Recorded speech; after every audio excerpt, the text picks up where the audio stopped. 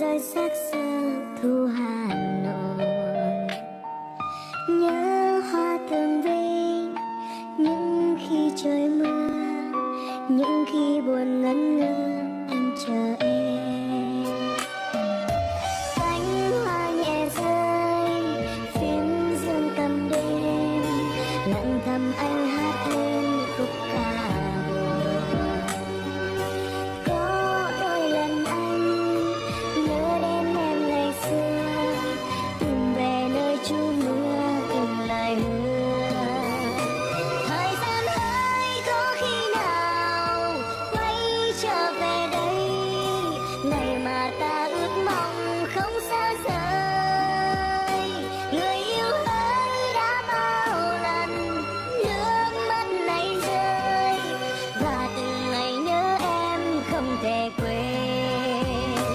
Đường đi trắng hốc anh tàn nỗi đau lòng anh, mà sao trong giấc mơ anh vẫn chờ.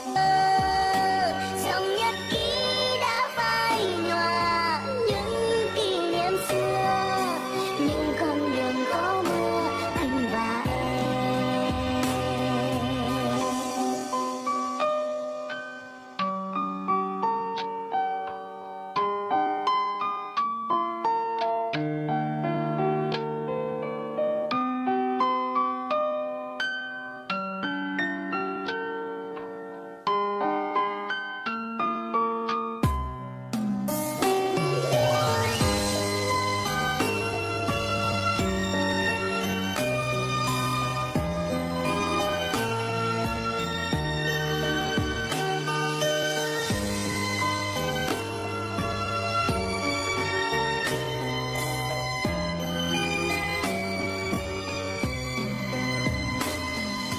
Cánh hoa nhẹ rơi phím dương cầm đêm, lặng thầm anh hát lên khúc ca buồn.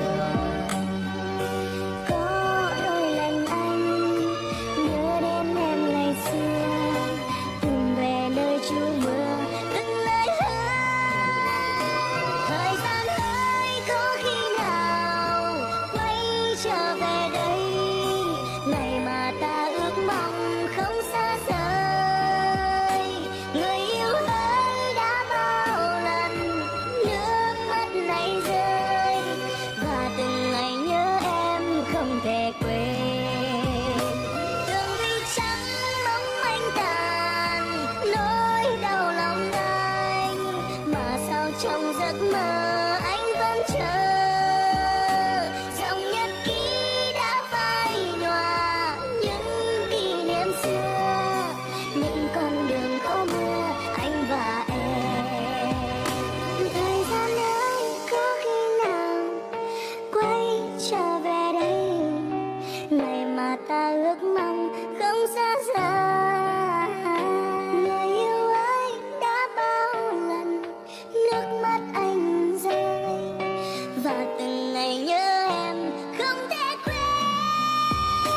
Đường đi trắng bóng anh tàn nỗi đau lòng anh, mà sao trong giấc mơ anh vẫn chờ. Dòng nhật ký đã phai nhòa những kỷ niệm xưa, những con đường có mưa anh và em. Những con đường có mưa của ngày xưa.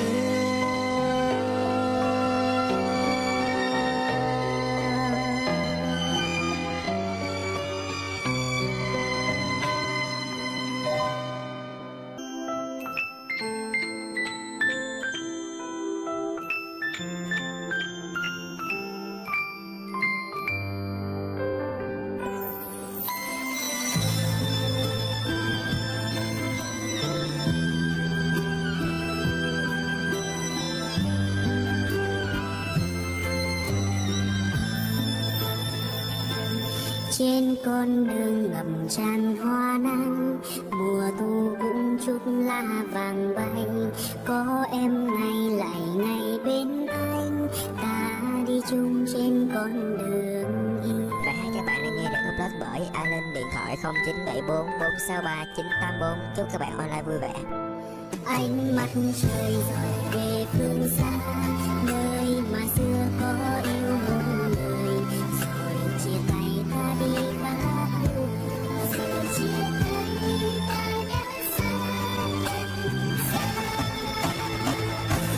Rồi anh đi tìm hạnh phúc mới, có một người mà anh đã yêu, rất chân thành lại thương anh.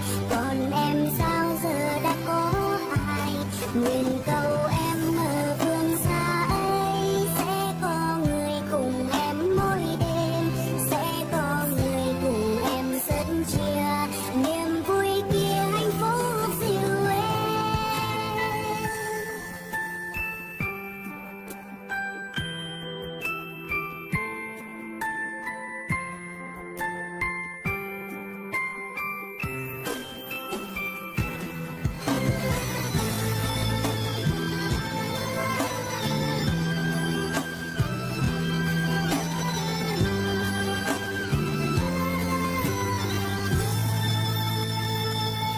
Trên con đường ngập tràn hoa nắng, mùa thu cũng chút lá vàng bay.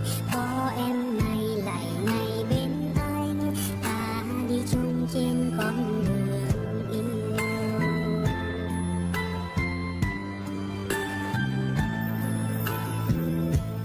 Ánh mặt trời rọi về phương xa, nơi mà xưa có yêu một người, rồi chia tay ta đi khác đường.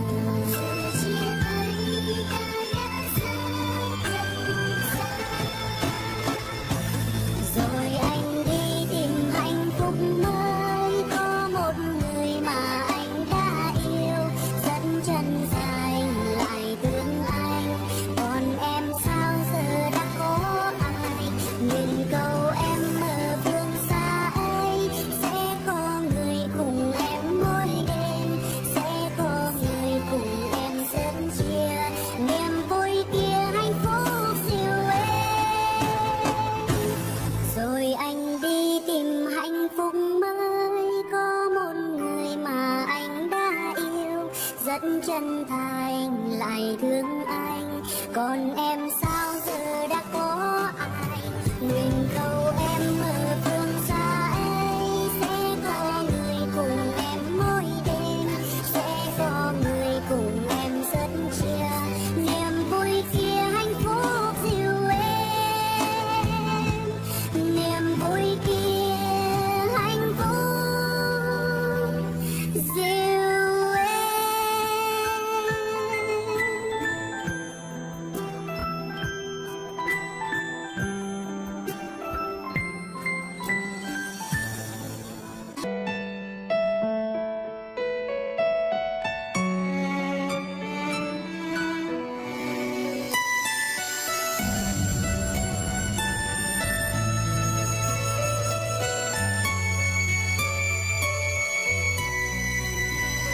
Ngày hôm qua còn bên nhau nói cười, vẫn ước mơ sẽ không xa rời, mà giờ đây chỉ còn anh lẻ loi bước qua nhau, lòng nhớ tình yêu với em như hết rồi.